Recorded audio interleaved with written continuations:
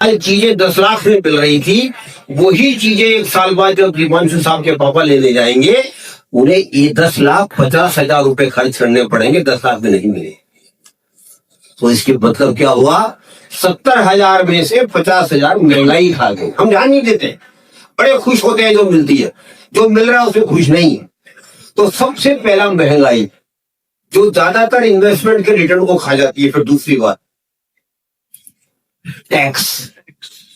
दीपांशु साहब पापा को जाके समझाना, सरकार की केवल 2, आपको गवर्नमेंट की केवल 2 स्कीम है, वो नाम बताऊंगा आपको, शादी का इंटरेस्ट नहीं हो, जिसमें गवर्नमेंट ने टैक्स एग्जेम्प्ट किया हुआ है, जिसमें टैक्स नहीं लगता। बाकी सरकारी योजनाओं में भी टैक्स लगता है और प्राइवेट में तो टैक्स लगता ही लगता है। Some though only there are 2 schemes you might not understand because you are from not this country.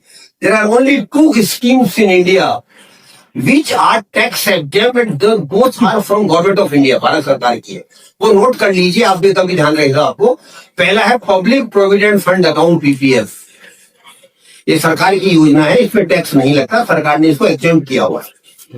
दूसरा सुकन्या समृद्धि योजना, अगर जिनके भी घर में बेटियां हैं, अच्छा आप हाथ उठाइए, आपके घर में कोई गर्ल चाइल्ड है जिसकी उम्र 10 साल से कम है, मतलब आपके घर में होगी, आपके भाई की होगी, बहन की होगी, चाचा की होगी, मामा की होगी, हाथ उठाइए जिनके घर में बेटियां जिनकी उम्र 10 साल से कम है। बहुत अच्छा, एक स्कीम नोट कर लीजिए आप आज, और जिनके नहीं है हो सकता कल आए, उनके लिए भी नॉलेज के लिए बता रहा हूँ, ये स्कीम जरूर आज घर जाके उनको बताइए जिनके घर में बेटियां हैं। उस स्कीम का नाम है सुकन्या समृद्धि योजना। सुकन्या समृद्धि सरकार की योजना, प्राइवेट नहीं है, नहीं पोस्ट ऑफिस बैंक कहीं भी खोला जा रखा था। और उससे ज्यादा सरकार इसमें सबसे ज्यादा इंटरेस्ट दे रही है, जितनी भी गवर्नमेंट की स्कीम्स हैं सबसे ज्यादा इसमें दे रही है 8.20% विदाउट टैक्स। और एक बात और बताना, ये तो मैंने 2 बता दी, पापा को बताना, एफडी पे जितना भी इंटरेस्ट कमाया जाता है वो आपकी इनकम मानी जाती है और आपको अपनी इनकम टैक्स रिटर्न में इंक्लूड करना पड़ता है। और जिस इनकम टैक्स ब्रैकेट में आप आ रहे हैं 10%, 20%, 30%, उतना टैक्स भी देना पड़ता है। और आपके पापा निश्चित तौर पर 30% में आते होंगे, तो 70,000 पे 30% टैक्स भी देना पड़ेगा। अब क्योंकि पूरा फाइनेंशियल सिस्टम इंटीग्रेट हो गया है सर, आप इस टैक्स को बचा भी नहीं सकते, आपको देना ही पड़ेगा। पहले हमारे जमाने में रूल तो यही था, ये हमें बताना छोड़ो ना, कौन सा इनकम टैक्स का बैंक लेके पैसा इकट्ठा करने आएगा। लेकिन अब जो ही आपके पापा को बैंक में इंटरेस्ट क्रेडिट हुआ, इनकम टैक्स वालों को पता पड़ गया, वहां वो भी जाकर इनकम टैक्स की वेबसाइट पर अपना पैन नंबर डालकर देख सकते हैं, वहां एंट्री है।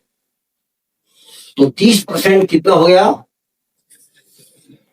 70,000 का 30% कितना हो गया, 21,000। 50,000 महंगाई खा गई, 21,000 टैक्स वाले ले गए और पार्टी के पैसे खर्च कर दिए जो अलग। तो मेरा कहने का मतलब कोई फायदा नहीं हो, नुकसान और हो गया। तो जहां रिस्क नहीं है वहां रिवार्ड नहीं है या बहुत कम है, नेग्लिजिबल है। लेकिन जहां रिस्क है वहां रिवार्ड की संभावना है। फिर दोबारा बोल रहा हूं, गारंटी नहीं है, और जो भी गारंटी देता है वो गलत बोल रहा है, वो फ्रॉड है। अब बड़ा मैं शॉर्ट में बता रहा हूं, जहां रिस्क है वहां वो कहां पैसा लगा सकते हैं। सबसे पहला रियल एस्टेट प्रॉपर्टी, यहाँ पे आप सब बहुत जोर से आप सिर ला रहे हैं इसको।